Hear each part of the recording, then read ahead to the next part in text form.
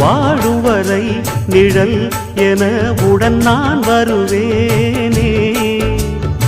ஏழ் பிறப்பும் உயிர் துணை உனை நான் பிரியேனே.